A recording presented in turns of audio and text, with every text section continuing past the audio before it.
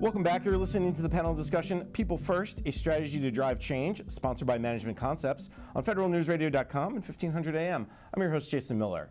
My guests today are Tim Bowden, the General Manager of Consulting for Management Concepts, Sherry Merrill, the Executive Director of Product Management for Management Concepts, Anna Malden, the Product Management Director for Leadership and Management for Management Concepts, and Lahaja Ferrara, a Senior Human Capital Advisor for Management Concepts.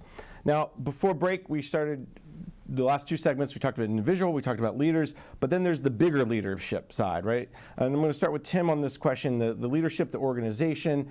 There's a skill set that's also needed to look maybe at the 50,000 foot view or the 30,000 foot view. How should leaders kind of take that broader perspective too? Yeah, Jason, I think the critical piece here is for leaders to maintain a systems thinking perspective about their organizations. Change can be a little bit like the butterfly effect, right? This whole notion that a butterfly flaps its wings at Tahiti and causes a tsunami in Western Europe. And, maybe that's a little overstated, but really not by much. There's this notion that changes in one part of an organization, even if they feel disconnected from a different part of the organization, when uncertainty is high, they have ripple effects, and people feel what that's like. Maybe in a part of the organization that you think is very disparate. Maybe it's the Alaska field office, and you think, changes at headquarters won't have any impact on them. But the reality is, even a small change there, people can feel in a far part of the organization, and a leader needs to keep the perspective on that. And I think they do that by some of the things we talked about earlier, and that's getting to know the motivations and passions of their people and how those passions connect to the mission of the organization, even when that mission might be changing. And how do you give them that sort of new thing to anchor on, that new North Star, for them to understand how what they do every day helps with delivering value to the constituents that you're going to get to. And right, we get this all the time. Leaders say, oh my gosh, I supervise 50 people. I can't possibly know what their motivations are.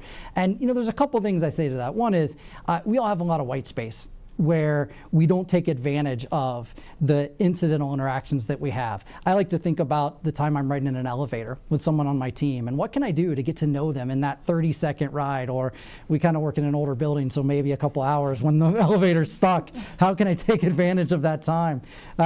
Or maybe the walk from the parking lot. Or more importantly, how do I manage through other people? It might work with 50, but if you have 150 or 400, really the only way you can know how a change is going to ripple through your organization is to get effective at managing through others, helping them understand the value of knowing what motivates their people and how to share that, how to get that information, and how to push it back up so that you as an enterprise level leader can think critically about how changes ripple. It's also managing, you talk about managing through other people. It's also ensuring those second level or third level managers are also doing their job to managing their people, right? Hey, tell me if there's something wrong, and how are you meeting with those folks that are in Alaska, and tell me what they're saying. Is that another piece to this puzzle? Yeah, I think you're absolutely right, Jason. It's really, as an enterprise level leader in a major organization, your role really has to be two things. One is getting to know and building the skills in those managers who manage others. And the other is setting the stories around a culture that encourages that behavior. I was privileged enough to work in the Navy submarine community several years ago, and one of the things that they do so well is capture and retell stories that connect people throughout the organization to the mission. Everybody knows the Thresher or the Admiral Rickover stories about nuclear safety, and they drive so much of a culture there that there hasn't been an incident in over 50 years.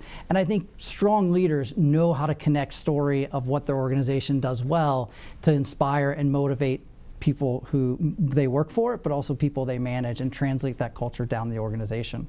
Lahaja, you heard Tim mention culture in about half a dozen times. I cringe a little bit when I hear it's all about the culture. You got to change the culture.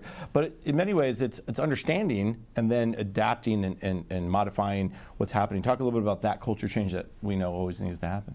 Yeah, sure. First, it's about understanding your current culture, right? So a lot of people understand their culture from a characteristic perspective, but they don't know exactly what their culture, how it's defined.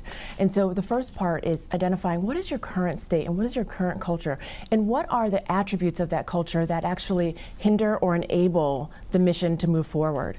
The second step is identify where are the gaps between where your current state is and where you need to be in order to move your organization forward. So individuals within the organization understand their culture from a conceptual perspective, but not necessarily specific perspective. Is there something that a manager could do to understand their culture better? Is it just interacting with their employees and the workers, or is there something else? Yeah, people understand their culture conceptually, as I mentioned earlier. It's really understanding, there are tools that they can use. There's qualitative tools and there's quantitative tools to gather the right data so they can define exactly what their culture is. And defining that culture is so important to moving forward and changing it and improving it. I think that people lose track that we just have to make this change because it has to happen. This has been just a fascinating conversation, and we're going to do something a little different now. We're going to move into what we're going to call the lightning round. This is like a game show, but not really a lot of games or shows. But I'm going to ask each of you a separate question, and I'm going to ask you to keep your answer to about 30 seconds or less, or maybe a little more for Tim. But so we'll start with Lahaja, since when we talk about the people-centered workplace, remind us again, what does that mean? 30 seconds or less. So people-centered workplace is really helping leaders understand that they're putting their people first, right?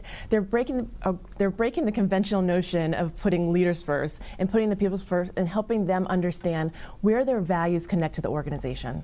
All right, Anna, when you talk about the missing link about driving successful leadership, what is that missing link? Yeah, I really think there's two critical factors. One is follow through and accountability. Leadership development, it's like an exercise regimen. Yeah, you can hit the snooze button some mornings, but you got to get up more often than not so you can stay in shape. And leadership development is exactly just like that. You got to flex those muscles so you can continually build and grow on the progress that you're making. And then the second thing is it can't be a one-size-fits-all approach. We've talked a lot today about how it needs to be about the individual and how that really feeds organizational success. And so organizations, as they're investing in leadership development, they need to offer a breadth of opportunities, but also there's the fact that people need to own their learning. A lot of it has to be self-driven between those opportunities that the organization provides. I think you make a key point, own your learning. I think a lot of people think, well, they're not giving me that opportunity. Tim, here we go, under 30 seconds. How do you become a better leader? What's the advice you have there? I think getting honest feedback can be hard when you're a leader. It's lonely at the top. Countless studies have shown that the higher you get in organizations, the harder it is to get real feedback. Management Concepts, we use three kind of tactics. One is 360 feedback, which allows you to get multi-rater feedback from anonymous and confidential sources to improve your skills. The second, I would say, is invest in building peer relationships. Peers are often your best mirror because there's no risk and there's no competition involved, and they just want to honestly and genuinely help you get better. And the third way is consider getting an outsider executive coach. Executive coaches are professionals who help you do structured self-discovery to help you know what you need to get better at, and then walk with you on that journey of improvement. All right, Sherry, you're going to get the last comment. You're going to get the last lightning round question of the day. What is success? How do you improve chances for success? It boils down to three key things: communication and transparency, stakeholder engagement, and leadership alignment and commitment to that change. Ultimately, it's in order to move your agency from the planning phase to the execution phase, you have to be aware and recognize that there's going to be some resistance to that change. And it's about how you change those resistors into advocates. All right, great advice, great conversation. Unfortunately, though, we are out of time for today. You've been listening to the panel discussion, People First, a Strategy to Drive Change, sponsored by Management Concepts on federalnewsradio.com and 1500 AM. I've been your host, Jason Miller. I'd like to thank my guests today, Tim Bowden, the General Manager of Consulting for Management Concepts, Sherry Merrill, the Executive Director of Product Management for Management Concepts, Anna Malden, the Product Management Director for Leadership and Management at Management Concepts, and Lahaja Ferrara, a Senior Human Capital Advisor for Management Concepts. For more on this discussion, visit federalnewsradio.com and search Management Concepts.